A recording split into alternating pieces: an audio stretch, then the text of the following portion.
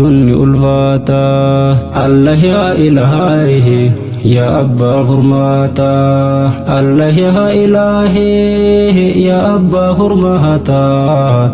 Si malee qofaaji rahachuun ni ulfaata. Si malee qofaaji rahachuun ni ulfaata. Bismillaahi yaa rabbi koo yaa jabbaaru yaa kan gubbaa fi sanamaa jijjiiru. Nun fadhi rakkoo diin keessaarra sabbaharu. Nuuf laaffis qaraasa butaarra hiriiru.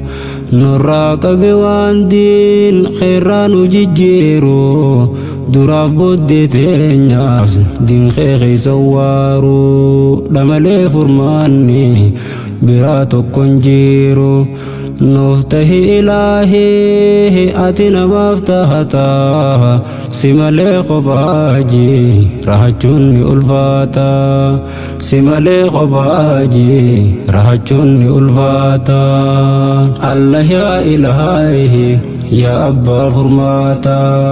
Allah yaa ilaahi yaa abbaa furmaata. Si malee qofaaji rahachuun ni ulfaata. Si malee qofaaji rahachuun ni ulfaata. Salaamun alaykum yaa obboleeyyan diini. Akkam nagayaa fa'i yuumanaaf qabdaani. Kan biyya keessaa fi biyyan baajirtahani. Shukrii rabbi galchuu narraan dagatiini. Kan fayyaa qabaanne aseeni lubbuuni.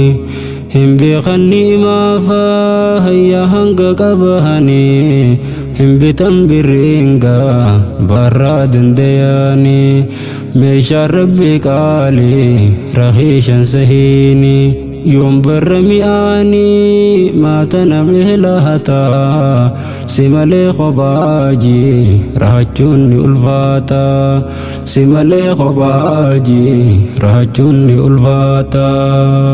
Allah yaa ilaahi yaa abbaa furmaata. Allah yaa ilaahi yaa abbaa furmaata. Si malee qofaaji rahachuun ni ulfaata. Si malee qofaaji rahachuun ni ulfaata. Alhamdulillahi khaliqa dureessa yaa kan rahmanniisa caaluu dallansuusa. Meekoo danuun dhoorkin rahmata keessa. Yaa Rabbi yaa gaarii rahmaan yaa ogeessa. Ni beeyta dhibdeenu jirtu gubbaa keessa. Ati nu wal'aani yaa abbaa wallaansa. Wallaansa kedhaabaaf dhibdeenu fayyisa. Ifin nu dhiheeysi yaa abbaa rahmata. Si malee qofaaji rahachuun ni ulfaata.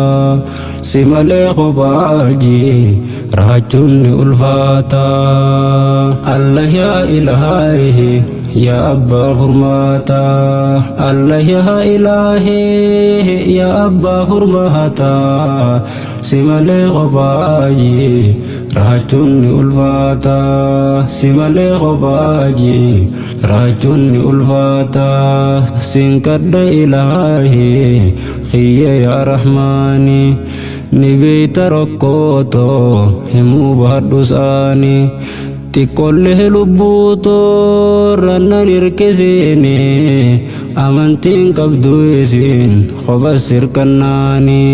Tartiiba raasibaaf tisi dhidhiibuuni. Fatanaha lubbuudha waan laayyuun sahiini. Boodarra si dhiibde si dhiisisuuf diini. Fadhiisi hordoofuu nuun tahu furmaata. Si malee qofaaji rahachuun ni ulfaata. Si malee qofaaji rahachuun ni ulfaata.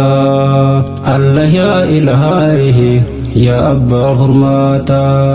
Allah yaa ilaahi yaa abbaa furmaata.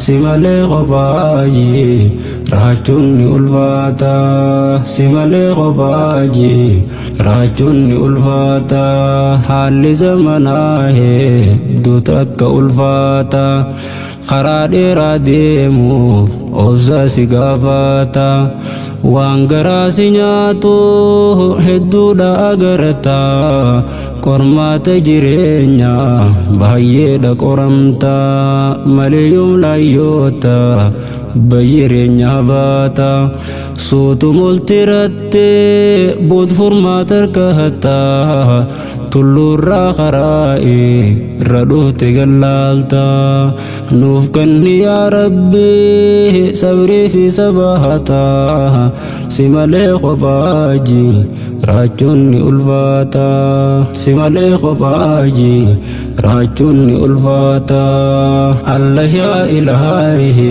yaa abbaa furmaataa Allah yaa ilaahi yaa abbaa furmaataa si malee qophaajii raachuunni ulfaataa si malee qophaajii raachuunni ulfaataa duniyaan gandaawaa xiqqoorra jiraannu ganda hamtuu dhiifne gaariitti hojjannu malee miti gandaa keessatti dawaamnu hanga jirru meegaa rumahaa hojjannu akhiraa dhaquu keenyarraa hafan qabnu osuma as jirru namutti haa yaadnu tokkichummaa rabbii ilmaan haa barsiifnu yaa boodiin barsiisaa meeqaa dhalootaa si malee qophaajii raachuunni ulfaataa si malee qophaajii raachuunni ulfaataa Allah yaa ilaahi yaa abbaa furmaataa Allah yaa ilaahi yaa abbaa furmaataa si malee qophaajii raachuunni ulfaataa si malee qophaajii raachuunni ulfaataa si malee qophaajii